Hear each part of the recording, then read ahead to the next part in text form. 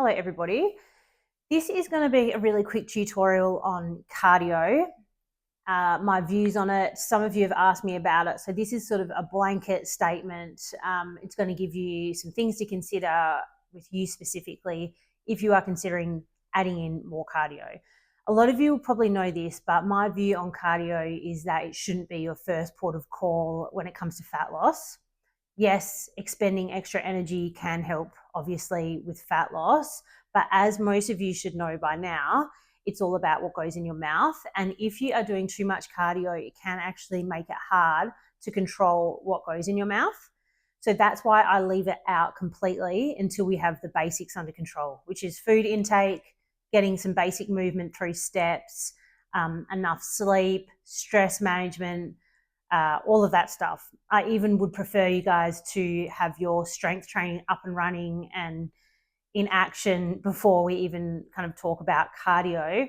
But some of you, I think it might be important to you to work on your fitness perhaps, or maybe you enjoy cardio on some level and you're kind of just wondering how you should implement it, or if at all.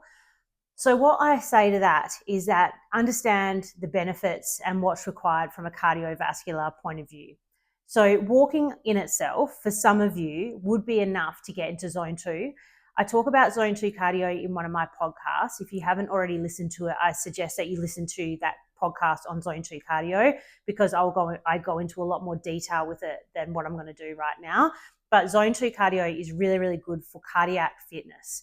Essentially, to summarize it, it's because you're basically working, the primary thing or muscle or system that's working is your heart. Your heart is beating at a pace that it's doing most of the work. Your body, your muscles, your central nervous system, they're not getting exhausted or overworking or going to get anywhere close to a point of fatigue, but it's your heart that is working at a pace that isn't overdoing it. It's not underdoing it. It's at that pace where it's the main muscle that's really getting used. I guess you could look at it like, if you want to grow your glutes, you're going to go and spend a lot of time doing glute-based exercises. You're going to do squats and lunges and kickbacks and all of that. But if you want to get your fitness down, you're going to do something that mainly works your heart, which is zone 2. Because if you go and push it above zone 2, then you're getting into more of a, you're going to use your central nervous system, for starters, is going to start ramping up. So stress and other systems, lactic acid's going to build up. Your muscles in your legs can potentially start to get tired. Your ligaments, your joints, all of that stuff can start to be used a lot more than if you were to just stay in the zone 2, where it's literally just your heart and you're not really getting overly exhausted. You can still talk. You should be able to talk like 12 to 15 words without having to draw a breath. So it's not overly taxing. It's really quick and easy to recover from. You could literally do it every day and you wouldn't have any issues with recovery or fatigue or stress or anything like that. There's no stress with zone 2 cardio if you're doing it properly. So some of you can get into zone 2 just by doing your walking and your steps. You might notice that you can hold a conversation. If you're out with a friend walking, you can still hold a conversation, but every now and then you're kind of taking a breath. That is zone 2. Again, go back and listen to that podcast. If you are finding walking really easy now because you've been doing it for so long, you might have lost some weight, so your body's not carrying as much weight with you when you're walking, then I recommend potentially looking into getting a weighted vest. I have one. I've got I think I've got a 12-pound and a 20-pound weighted vest. And every now and then, like once or twice a week, I will wear it on my walks just to kind of get the heart rate up slightly so it's into zone 2. Because my walking now is pretty easy. It's more of a mental thing for me, the walking. Also just general well-being. Walking is great for so many different reasons. But to kick it up a notch, you can put a weighted vest on and it makes it just that little bit harder. So that is one option that you could do. And then you're not you don't have to go to the gym. You can just step outside and go and do some zone 2. The recommended amount of zone 2 is, I think, 30 to 90 minutes a week. At the moment, I'm probably doing closer to 30 minutes a week, to be honest. But since I've been doing my weighted vest, which only started last week, I'm doing close to an hour. So the best thing about zone 2 cardio is that it's a really good objective way of measuring your fitness, your cardiac fitness, because, for example, when you've got your 12-pound weighted vest on, this is just for example, you do not need to buy a 12-pound weighted vest. In fact, I'm not even going to use it for an example. Let's use walking for an example. At your speed that you go at the moment, doing your route that you normally do, you might find your heart rate sitting around 125, maybe, doing your walk. But as the weeks and the time goes on, you might notice that your heart rate, that same speed, that same route, now your heart rate is staying around 110 and you're hardly hitting 110. And that's because you have gotten fitter, and that stimulus, that walk at that speed, is no longer as much effort for your heart. So now you're not kind of getting into zone 2 as easily because you've gotten fitter. So that's awesome. So what do you do to increase the stimulus again? And this is a form of progressive overload because you have to overload the heart a little bit to kick it up a notch. So what can you do? You can add a weighted vest, and now you're back into the zone 2 by doing that same route, the same speed. And eventually with that vest, you're going to find it easy because you've gotten fitter and your heart has adapted to that stimulus. So you might have to add extra weight. So that's how it works. If you're doing it on the treadmill, it's another one that you can do. The best thing you could do really for zone 2 in terms of terrain, just to make sure it kind of stays within that range, because you want it to just stay in that zone 2 for that whole period of time, is something like a stationary bike, an elliptical, a treadmill, because you can manage the stimulus very easily. You can push a couple of buttons and you can get yourself back into zone 2. But when you're outside, the terrain might be up and down. It might be all different. So it's harder to manage the stimulus. So if you're on a treadmill, you might be on an incline going a certain speed and you're in zone 2.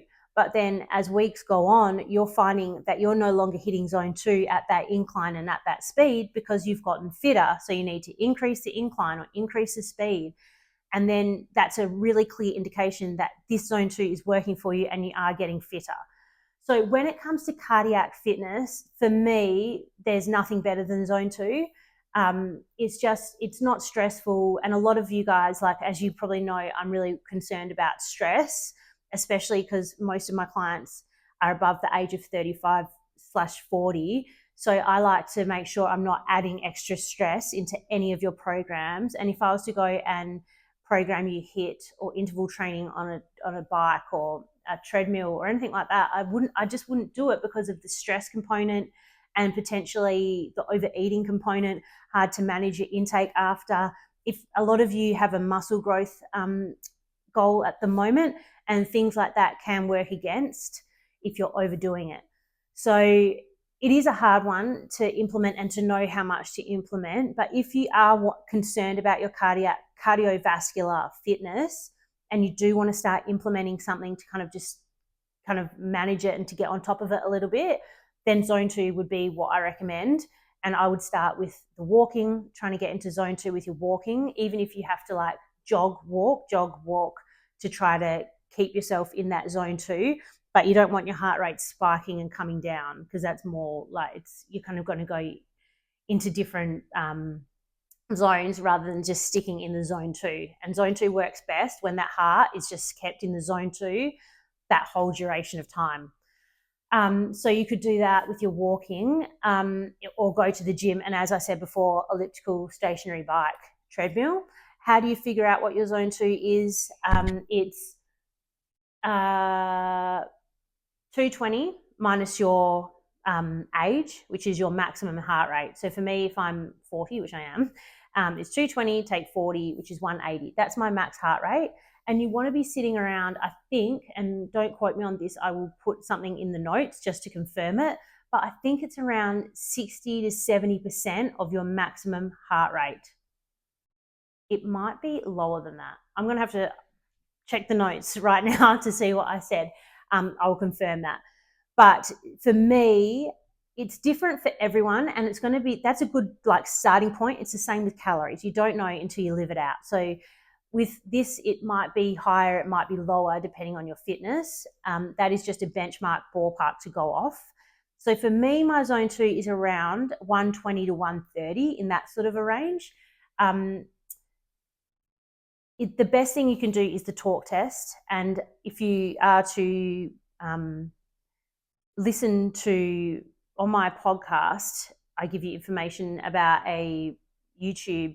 I think there's a link actually on the podcast of the Zone 2 podcast, and it's Peter Attia, and he is actually doing Zone 2, and you can watch him on a stationary bike doing Zone 2, and you can watch his exertion, and you can see how he can talk and how like just minimally breathless he is with the Zone 2.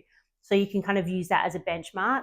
They say you should be able to say 12 to 15 words without having to draw a breath. So you can still hold a conversation, but if you're on the phone, the other person could tell that you're doing exercise, but you're still able to hold the conversation pretty easily. So look at that YouTube video if you haven't already, and I might even just put the link down in the notes for this one as well. So look at that, but just start with that basic equation, which I'll put down there. But the talk test does work the best. If you're out with a friend, like me and my husband did some Zone 2 on the weekend, we actually just did a light jog. I only did 30 minutes because my foot with my plantar fasciitis, it can flare up. And again, if you're going to jog and do all of these things, you've got other risks that you're going to take with that. You might get an injury, you might get sore joints, you might get sore foot like I do. So we just did 30 minutes. But the best thing that we did was talked. We talked the whole time. My heart rate stayed within 120 to 130. If it started to go up above that, we'd slow down. He was actually less fitter than me because he hasn't been doing cardio. So when his went up, we slowed down. But the talk test was the best when you're doing it with someone, because we were having a chat, and then all of a sudden, if we're finding that we're breathing a bit more, we had to slow down and then kind of let it come down a bit, and then we'd go back again. So really, the best thing with cardio in general is to know your why. A lot of people want to implement cardio, and I'm really hoping that most of you aren't at this point anymore since working with me. But a lot of people want to implement cardio just to do the extra burn, to burn more calories, to try to lose more fat. But as you guys know, it's not about that. It's about what's going in your mouth. And if you do overdo it, if you're doing the HIIT, if you're doing excess cardio before or after your strength workouts, you're going to come home and you're potentially going to be ravenous. You're not going to be able to control your carb cravings because your muscles use the glycogen as you're working out, and then your body's going to want to try to replenish that when you get home. So that day, that afternoon, even the next day, you can find it really hard to control your food intake. Is it worth it at that point? I don't know. I don't think so. For me personally, I do my Zone 2, I do my walking every single day. I try to do Zone 2 once or twice a week just to tick that box, to keep my cardiovascular health under control. And I do my strength training 4 to 5 times a week. Strength training in itself, as some of you might be aware by now, is a form of cardio, because a lot of the time you are getting your heart rate up as you're doing the weights, especially leg sessions. They can be really exhausting. And as you get fitter, you can lift that heavy weight and you won't be as puffed because you are getting fitter. Your heart is managing that level of stimulus better. So that is another form of cardio. So a lot of you I'm not that concerned about, especially when you're getting your 10,000 steps. Some of you are doing your weights programs. I'm not concerned too much about your cardiac health and fitness, but I want you to use your own judgment and to think about this. If you are walking upstairs at the airport, or if you're, I don't know why I said the airport, anywhere, if you're walking upstairs, long flights of stairs where you've got to do a few flights, or you're walking up a hill, or you're carrying extra bags and you're walking somewhere, do you notice that you're quite unfit and you're finding it hard and you get breathless just walking up a couple of flights of stairs? Then you need to work on your cardiac fitness. You need to go and do some Zone 2 cardio and work on that. I think that's the best test, really, and it's an everyday thing that you can do. From a lifestyle point of view, do you want to get breathless walking up a couple of flights of stairs? No, not really, because it's only going to get worse. So I would do that sort of a test first. And with every opportunity that you do have, use the stairs. Don't use the lift. Don't use the elevator, the travelator. Use the stairs at any opportunity that you have, because that sort of thing is what's going to hold you in good stead as you get older and aging. And just the movement of walking up a step in itself is just something that you shouldn't neglect. So any opportunity you've got to use the stairs, use the stairs. Use that as a test. If you get breathless, you need to work on your cardio, then I want you guys to implement your Zone 2 cardio. So I'm going to put it down to you, But if you are going to implement some zone 2 or some form of cardio of your own choice, can you let me know during the week or on your next check-in so that we can adjust your calories accordingly? If you are going from walking, just your 10,000 steps, walking every day, and you're adding in 2 zone 2 sessions a week, then we'll probably need to bump the calories up just a little bit. Whether you're in a fat loss or whether you're in maintenance, we'll need to bump them up a little bit to adjust for that extra output. So can you let me know? Let me know what you end up doing. But I do want you guys to kind of manage this on your own and to have a think about whether you should be thinking about adding some zone 2 in at this point. With fat loss, as you guys know, the main things, and this is why I don't really address cardio anywhere near the start of you working with me, because the main things you really do need to get under control is your food intake. And I want to see that you can track your food intake at a certain output, which I usually like to say is about 8 to 10,000 steps a day. And if you're doing your strength training as well. And I want to see that you can manage that input, the food intake, the tracking, and see some progress on the scale with fat loss before we would even consider adding cardio, even if it is zone 2. But like 2 or 3 months, getting that under control and then adding cardio is not the end of the world. So anyway, that's what I think about that. If you are one of my clients that is at maintenance and is finding it hard being in maintenance, because I know a lot of you are at this point at the moment, you could add some zone 2 cardio in if you really wanted to, especially if your cardiovascular fitness is important to you. Then I think it's a really good idea to add some zone 2 in. But I want you, again, to tell me how much you're doing, how many minutes a week are you planning on doing, and in what format are you looking at doing it. And then we would need to bump your calories up a bit. So if you're struggling already as it is with maintenance, a lot of you want to add the cardio in. But if you're going to add the cardio without adjusting the calories, then you're going to put yourself back into a little bit of a deficit. And I know that the maintenance is the hardest part, but we need to hit the maintenance calories, or we're going to leave all of those results and side effects of potential benefits of being in maintenance on the table because you've added the cardio and now you're in a slight deficit again. And that means that when we go to do the fat loss, you're not going to be able to eat as many calories to be in a fat loss. So I really want you to, if you're going to do the cardio, I'm going to ask you to eat a little bit more in maintenance, which you might find harder if you're already struggling with this, but it's important.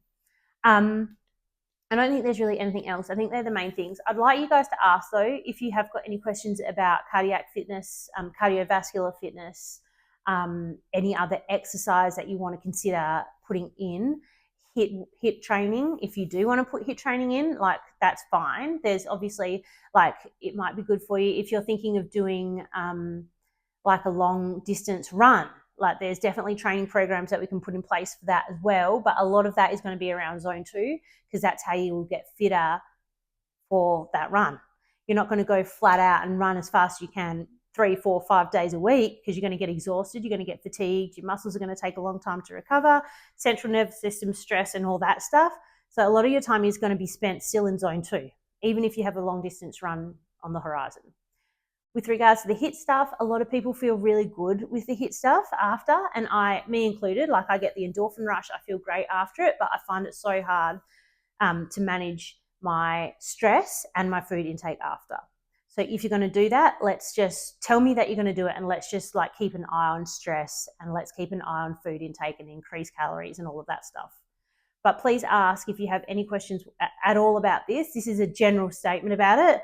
You specifically, I might have like some more information to give you. You might have more questions, and in which case ask me, because that's what I'm here for. But otherwise, I'll talk to you guys again next time. Bye.